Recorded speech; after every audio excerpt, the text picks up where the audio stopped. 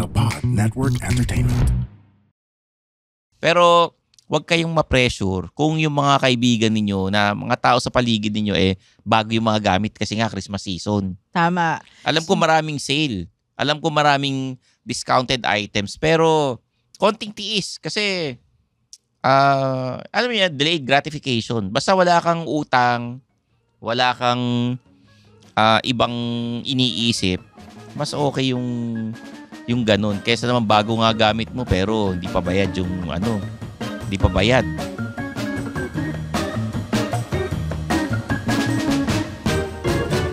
Mga Immortal, welcome to the Underpaid Podcast. I'm your host, Stanley Chi, ang inyong immortal na naughty boy next door. This January 2025, kasama ko ang aking co-host, si Zar De Los Reyes, CRSP, career coach and Upwork expert. Yes. Zar, we'll talk about kung naubos ba ang pera nyo noong holiday season. Pero bago lahat, like and subscribe to the Underpaid Podcast. Leave a comment, rate the podcast. I-share nyo sa mga kaibigan ninyo, saka sa mga kaopisina, pati sa mga kaaway. Lahat, i-share nyo. Follow us on our socials, Facebook, Instagram, TikTok, YouTube. Stanley Chi, Zar De Los Reyes, Suplado Motors. Okay?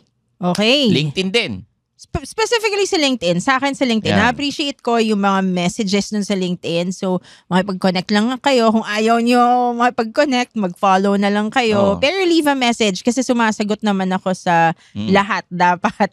Lahat sinasagot ko naman. Okay. Sa LinkedIn, pwede nyo akong i-follow, pero huwag kayong umasang, magkoconnect ako with you.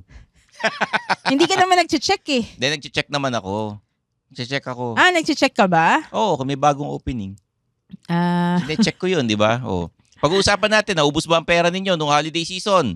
Alam nyo naman, yung mga immortal, yung mga employees, merong 13-month, merong bonus, yung mga freelancers, merong mga naipon na pera, di ba? Oo. May mga ampaw kayong na-receive kung mga bata pa kayo. Anong una pinaggastosan mo nung holiday season? Nung holiday season, lahat naman tayo gumagastos para sa mga regalo sa loved ones natin, sa pamilya. Yung 13-month, ginagastos para sa Noche Buena kahit naman binibigyan kayo ng grocery items. Dali lang, anong handa mo sa Noche Buena? Kayo ng dalawa lang ni Topper. Oo, Pumunta ka ba sa Binondo? Nakikikain ako. That's one way of... So, hindi ka masyado nag-Noche Buena? That's one way para makatipid. Makikain kayo sa mga kamag-anak na mas mayaman. Or at least Or may sa handa. mga kaibigan na may handa. Di ba? Oo. Noche Buena, Medianoche pa. Oo. Yung mga reunion with classmates, with friends, with former office mates, gagastos kayo, pamasahe, pambayad sa restaurant, pagkakain kayo, kahit So, ang sabihin daming gastos kanya-kanyang overall. bayad dyan. And, bukod dyan, yung regalo ninyo para sa sarili ninyo. Ako, ginagawa ko na yan. Oo, diba? Nagregalo talaga ako para sa sarili ko. Yung mga small wins na yan, di ba? Kakain ka sa labas, bibili kayo ng souvenir, ito, nabili ko nung ganitong trabaho ko, na-achieve ko yung ganitong target, di ba? We have a lot of things to be thankful for nung 2024. At syempre, huwag nyo naman tipirin yung sarili ninyo. At the same time, huwag nyo kakalimutang maglagay dun sa mga emergency funds. Kung may pinag-iipunan kayo, maglagay rin kayo kahit papano. So, ang tanong ko sa'yo, Stanley, naubos pa pera mo? Oo, Nung syempre. holiday season? Oo naman. Like, zero talaga? May mga naiwan, pero... May nagalaw ka bang ipon, ganun? Binayaran ko kasi yung mga dapat kong bayaran. Yung mga bills, inuuna ko lagi yan eh. Are you Bills, saying na utang. zero ka ngayon? Not necessarily zero. Pero, talagang maraming gastos pag year-end tsaka start of the year. Yun. Pero overall, sabihin na natin, 80% na gamit ko. 80%. Oo. Sweldo, No, yung sweldo, kinita ko nung December. bonus, 13th months. Ito na lang, yung kinita ko nung December na gastos ko, 80%. Okay. Because of the holiday season. Halimbawa, yung mga regalo sa kliyente. Hindi pwedeng hindi nyo ginagastos ng mga kliyente. Sa Suplado Motors, may kliyente tayo, di ba? Yeah. Kailangan pumiar. Tama. Para it's a reminder na huwag nyo kalimutan sa 2025. Oo. Di ba?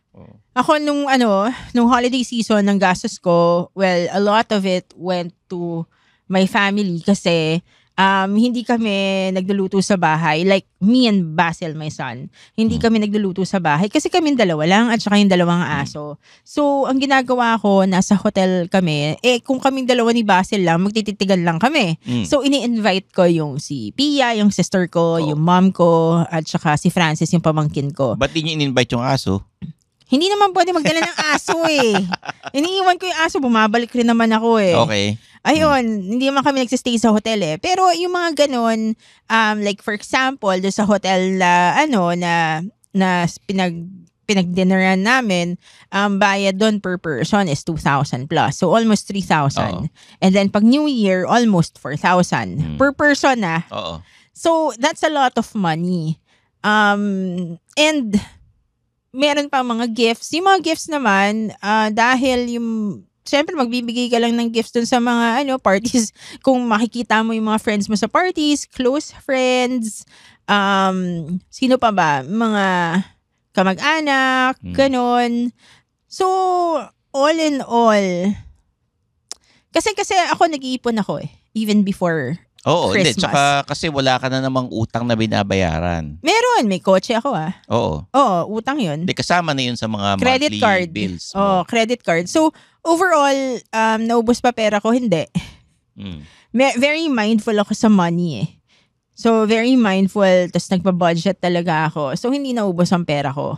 Pero, did I spend too much? I think I spend too much sa holiday season. Ako, kailangan ko palang bayaran yung kasi na-hospital yung nanay ko noong November Oo. So may mga kailangan akong bayaran. Kaya ako nasabi na 80% na gastos ko.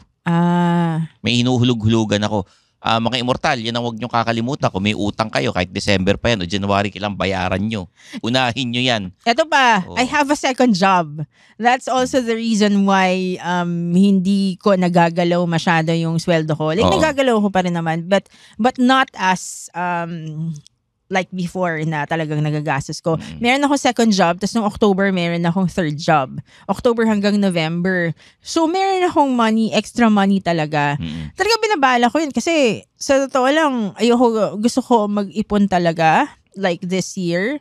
And kaya yun ang reason kung bakit ako may mga additional jobs para mas ma-manage ko na maayos yung money ko. Tapos, para wala ako masyadong free time para gastusin yung pera na yon. Yung mga immortal dyan, kung may side hustle kayo, gawin nyo. Kasi sa panahon ngayon, mahirap yung isa lang ang trabaho Totoo yun. Kasi ang daming uncertainties Oo, minsan, kala mo okay yung kumpanya nyo, biglang magkakaproblema, may layoff. O kaya parang retrenchment, di ba? Oo, katulad sa amin, may layoff sa amin nung October. Basta ito lang masasabi ko sa mga immortal dyan, sa mga freelancers, lahat. Gumastos man kayo ng December, January, pero huwag nyo kakalimutang bayaran yung mga bills, yung mga utang, at maglagay kayo sa emergency fund. Okay. Yung mga alkansya ninyo. Tama. Di ba? Yung mga... Mahilig ako sa mga ganyan. Ito yung buwan na bumibili ng alkansya na panibago, di ba? Binubuksan yung luma, di-deposit sa bangko and all. True. Pero huwag kayong ma-pressure kung yung mga kaibigan ninyo na mga tao sa paligid ninyo bago yung mga gamit kasi nga Christmas season. Tama. Alam ko maraming sale. Alam ko maraming discounted items. Pero konting tiis kasi alam mo yan, delayed gratification. Basta wala kang utang, wala kang ibang iniisip, mas okay yung ganun. Kesa naman bago nga gamit mo pero hindi pa bayad yung hindi pa bayad. Halimbawa, nag-utang ka sa credit card. Hinahabol ka na nung credit card collector, di ba? So you really have to manage your money. So what are your tips? To be able to manage your money during the holiday season and para hindi ka maubusan ng pera. Mabilis na maalala January. Mabilis na maalala to.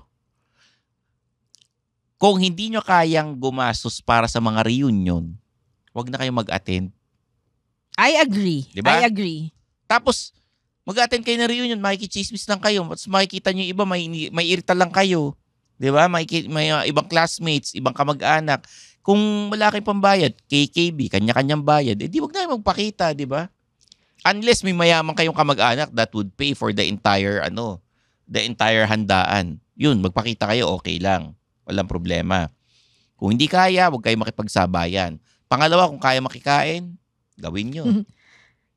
Yung mga binibigay sa mga employees na yung pang Noche Buena package, yung mga pang spaghetti, matuto kayong gamitin yan. Kumbaga makontento kayo kung ano yung meron. Tandaan nyo, December, yan yung mga panahon kung kailan matataas yung mga blood chem results ninyo kasi nga ang daming parties kung saan-saan. Pag nag-January na check-up kayo, kita nyo, ba't mataas lahat? Paano? Lakas nyo lumamon, di ba? So, may iwasan yan kung magpipigil kayo. So, be realistic about your budget. Oo. Because if you can't afford it, if you really can't afford it, pero decision nyo rin naman yan Kung utang kayo, pero as much as possible, wag kayo umutang. Pera nyo naman yan. Decision nyo yan. Mamaya sabihin nyo, minsan lang kayo mabuhay. Minsan lang kayo mabuhay, pero minsan rin lang kayo magkakasakit. Saan nyo kukunin yung perang yun? Diba?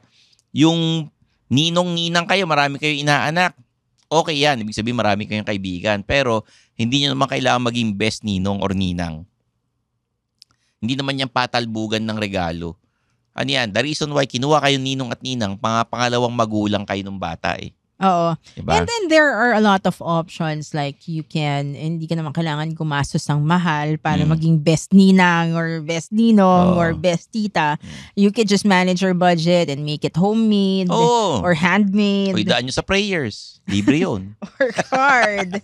Pray if ka, ano yun? Pray over. Hindi, dati nagregalo ako. Binigyan ko ng card. Binigyan ko ng card yung nanay ko dati nung Mother's Day, nung bata pa ako. Siyempre, mga tita nagtatanong, ano yung binigay sa'yo ng anak mo? Ganyan. Yung kuya ko ata, binigyan ng something nanay ko. Ako, binigyan ko ng card. Which is okay.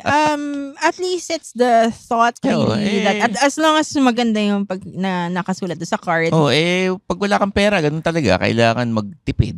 And then you can also give the gift of time, which is pwede mo dalhin yung inaanak mo somewhere. Like, kumain kayo ng merienda sa McDonald's. That's a good gift na rin. And bili mo siya ng Happy Meal. Diba? That's not a lot of money. Malas nyo na lang kung yung love language ng pagbibigyan nyo pera. Medyo magkakaproblema bata pa kayo naman dyan. to kung ninong-ninang, kung inaanak kayo, bata pa naman. So, McDonald's, sa totoo lang, ma-appreciate na nila May certain, may certain age na magbibigay ka hanggang gantong edad Tapos pagka, kunyari, above 18 or hindi ka nagbibigay. Yung anak ko, pera na lang. Binibigay ko. Kasi, bigyan ko siya ng damit, hindi naman susuotin. Ayun. Minsan GC, may ninang ako dati, GC ng SM palagi, taon-taon. 200 pesos. Talaga? Oo, lagi, taon-taon. Tsaka, basta yun, binibigay lagi. At least may bigay. So, another tip is make sure that you are aware of your spending limits. Maglagay ka ng limit doon sa spend mo. Hindi yung sky's the limit, di ba? So, maglagay ka ng limit. For example, regalo ko kay Stanley, ang budget ko, 100 pesos. Ganun. Aba, 100 pesos Oo. So, ito. Kung ano man ang budget ninyo para sa sarili nyo, para sa mga paggagastosan ninyo, sana wag kakalimutan na bayaran yung mga dapat bayaran. Kaya namin inuulit-ulit yan kasi mahirap magkautang. Just be responsible overall at the end of the day. Just be responsible about your money. If you need to make utang, it's up to you. Basta responsable ka na bayaran yung utang mo and responsable ka na you're able to manage your money. At managing your money is the most important part. And you have to prepare beforehand. So, ayaw naman namin makita na balang araw magtatago kayo, yung pangalan nyo sa Facebook, babaliktarin nyo dahil may tinataguan kayo, dahil ayaw nyo magbayad ng utang. O, di ba? Kung sino-sino na kinakausap niyo, hindi naman maganda yon, di ba? And that's the reason why hindi rin naubos yung pera ko this holiday season. Yun ang sagot ko doon sa tanong na naubos ba pera ko? Hindi. At ako naman. Ikaw may 20% ka pa. Ayan ang dahilan kung bakit may 20% ako dahil nakikikain ako sa mga kamag-anak na mayayaman at sa mga kaibigan na nagpapakain. Nililibre ka. Nililibre ako. So there you have it, guys. For Zargels Reyes, I'm your host, Stanley Chi. At sana hindi talaga naubos ang pera ninyo. Mag-comment kayo. Diba? Mag-comment kayo dun sa sa poll question natin kung naubos ba talaga yung pera ninyo noong holiday season. Guys, magkita-kita tayo next episode. This is the Underpaid Podcast.